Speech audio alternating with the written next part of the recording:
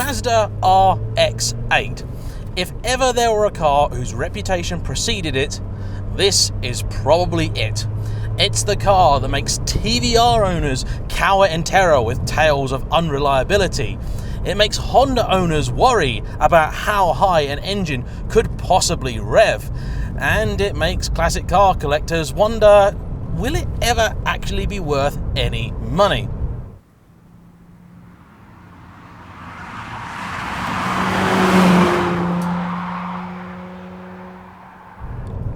This is a strange car from basically every single angle you look at it. I mean, let's start by looking at it. Sometimes I see an RX-8 and I go, wow, that is spectacular.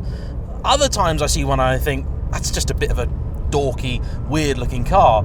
The format, a sort of 2 and a bit door coupe, is an odd thing anyway. This car is technically a 4-seater, though really better described as a 2+2 or maybe 3-seater. It's derived from the same platform which gifted Mazda the NC, the 3rd generation MX-5, the least loved of all MX-5s, and it's powered by a 1.3 litre Renesis Rotary engine, otherwise known as the Vankel. That engine produces for most people about 231 horsepower, and for some quite a few sleepless nights. As you might expect, it's relatively torque light and relies on revs to get the very best from it. Now, as a Honda S2000 owner, I'm not shy about revving a car. That's absolutely, completely and totally fine.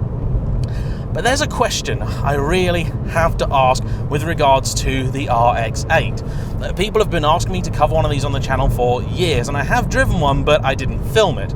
I've covered an RX-7, a car that I'm totally in love with, and I'm very thankful to this car's owner, James, for bringing it out to me. The RX-8's a car that has so many bad stories attached to it, you would wonder why anybody would ever bother. You can pick an example up for basically pennies, but they are usually broken, and to fix them is not cheap. A good example, a late R3 model, can cost you something like £7,000, and that would be enough money to get you into an admittedly ropey S2000 or a very good 3rd generation MX-5, which you can then tune up to have just as much power, a top that comes down, and, well, much better reliability. So why would people persevere with the RX-8? It's a vehicle that I think every owner goes into, hoping, of course, for the best, but also being prepared for the worst.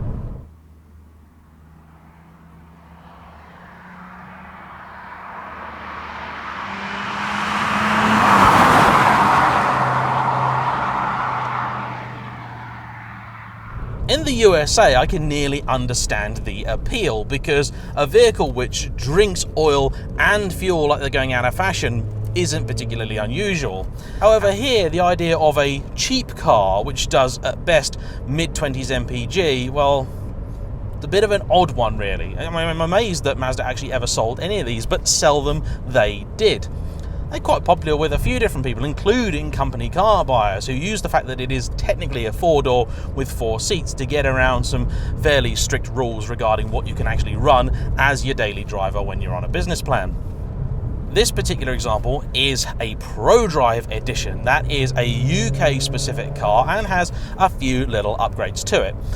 Mechanically, engine-wise at least, it is standard. However, you've got a different exhaust, you've got some very sexy lightweight alloy wheels, you've got some different mesh in the grills at the front, and you've got a little spoiler at the back. Critically, you also have a slightly lowered suspension setup featuring Bilstein dampers and high-back springs. They didn't make too many of these in the grand scheme of things, about 800. When I was researching for this video, I couldn't actually find any for sale to tell you where they feature in terms of the price curve. Now this car's owner took a punt on this one because he bought it as a Category N.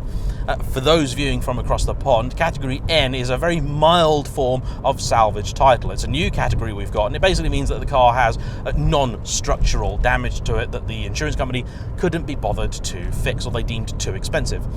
In this case, the car simply had a large dent.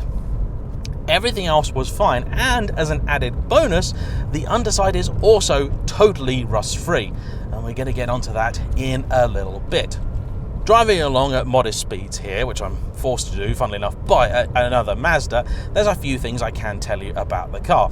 First off, it rides really well. Yes, it's still a sports car, so it's still a little firm, but actually it's pretty supple and very well damped. Gearbox, sheer delight. Really seriously good. I absolutely love it, and I think that's going to be very important when we start driving the car properly in a few minutes. The view out, absolutely fantastic. You can see plenty of bonnet. You got just a little corner of a wheel arch there, and if you keep looking through this car, you can play Spot the Triangle. Just to sort of remind everyone of the fact that these cars had a rotary engine in them and were generally piston free. You can see triangles everywhere, in the backs of the seats, in the bonnet, everywhere. Even in the handbrake here, there are triangles everywhere. Switchgear is fairly standard Mazda of the time. That is to say, it doesn't look particularly expensive, but it all works, and I suspect it will probably keep working for much longer than the rest of the car. You do get a Bose sound system in these as well, which I haven't tested and probably won't on this review because that's not the sort of channel that I am. Steering is actually very nicely weighted, haven't pushed on in it yet, but you get a little bit of texture and feedback even at very mundane speeds. The rev counter and other instruments here are very nice, easy, clear, a little bit retro, although nowhere near as much as in the S2000, and they are indeed almost egging you on to hit that 9,000 RPM limit. There was a 190 horsepower version of the RX-8, although honestly I do not know why anybody would ever have bought one of those. As far as I'm concerned, they still drink the same amount as the 230 horsepower, they're still the same to tax as the 230 horsepower, they just don't have the performance, and these days I don't think you're really saving any money by buying one either.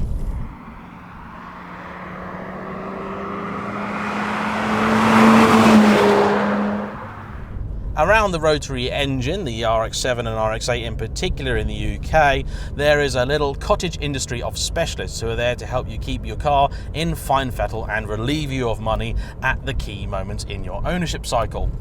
This car has been looked after by Essex Rotary, who get a bit of a general thumbs up. I don't know them myself, but the owner seems to be quite happy with them. The funny thing with the RX-8 is that its reputation for reliability is such that I once read a buyer's guide on these, and the expert they brought in to talk about them said if you really want one, the best thing to do is simply to buy a broken one. Get one that is cosmetically very sound, but with a knackered engine, and then you can have the engine rebuilt to your own specifications, and there's quite a bit you can do with them, and you'll then know precisely what condition it is in. I've heard of quite a few people that have bought cars that in theory should have been absolutely fine and dandy, only then to discover that they were indeed entirely dandy free.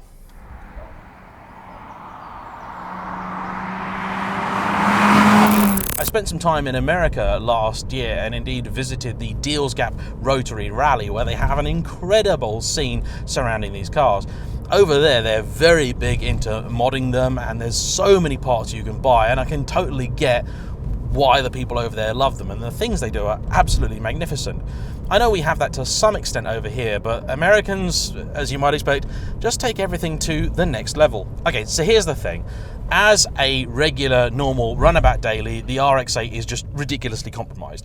The boot is an alright size, but not massive. The back seats are a bit useless, and for basically the same money, you could have an E46 BMW 330 Ci, which will go on forever, probably not trouble-free, but also probably without the big kind of issues you might face with an RX-8. However, the RX-8, if people are to be believed, will attack this road in the kind of way that no BMW saloon or coupe possibly could. So, let's drop down a couple of cogs and find out if this car could be worth all the hassle. 5 grand, 6 grand, 7 grand, 8 grand. Oh, it sounds so good. And there's the beep to tell me to change up.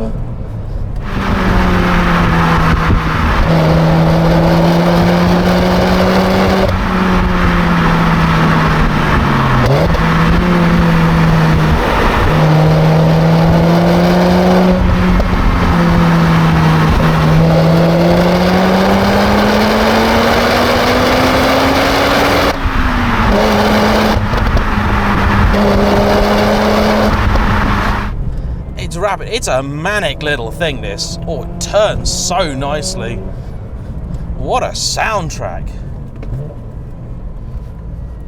Oh, it's very agile. I do recall Jeremy Clarkson raving about these things and how easy they are to play around with, but I have no intention of doing that today. Every time I hear that beep, I've got this sudden desire to check in the back and see if my chicken fajita is done, because I swear they've nicked that beep from a microwave. In terms of outright pace, it feels pretty similar to my S2000. The big difference being that this car just delivers its power in a far more linear fashion, whereas the Honda, because of the VTEC, doesn't really give you much at all until about 6, and then actually gives you quite a big shove. This thing feels like it wants to go all the way to 9 and then just never really stop. Apparently, at about 14,000 RPM, harmonics will make the engine detonate itself. It will just fall apart like a wine glass with an opera singer that's showing off.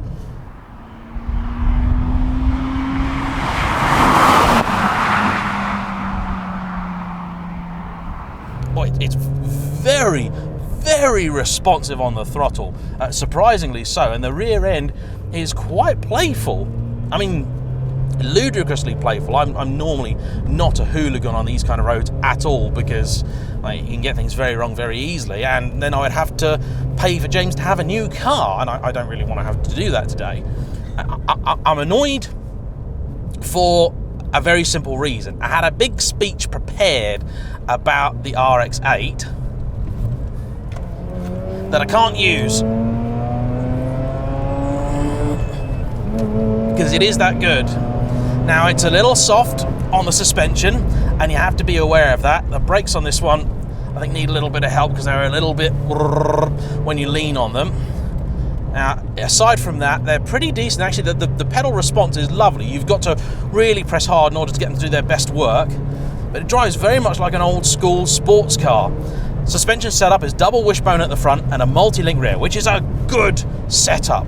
I really, really like that. And in fact, the only thing at the minute that I'm really not enjoying is the fact I don't have the wind in my hair. And that has always been one of the things that's bugged me a bit about the RX-8. I would just love them to have just put that engine in the MX-5. I'm sure somebody's done it.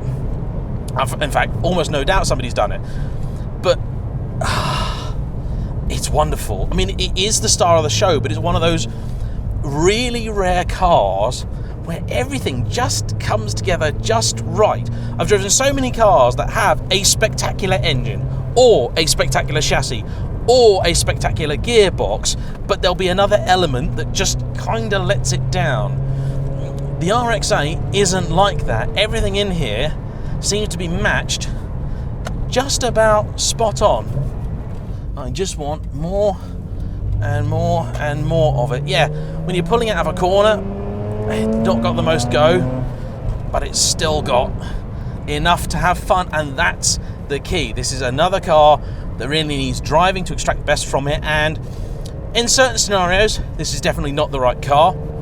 If this was a busy road, it just hasn't got the pull. It hasn't got the torque or the go to just effortlessly pass someone. Just not in its remit. So it is the kind of car that you need to pick your moments, pick your time, and if you can get a road to yourself like I just did there, oh, it's a lot of fun. It is a hell of a lot of fun. Worth the hassle? Well, if I pretend for a minute that $6,000 will get you a decent RX-8, because that would buy you a broken one and an engine rebuild, yeah, it is actually.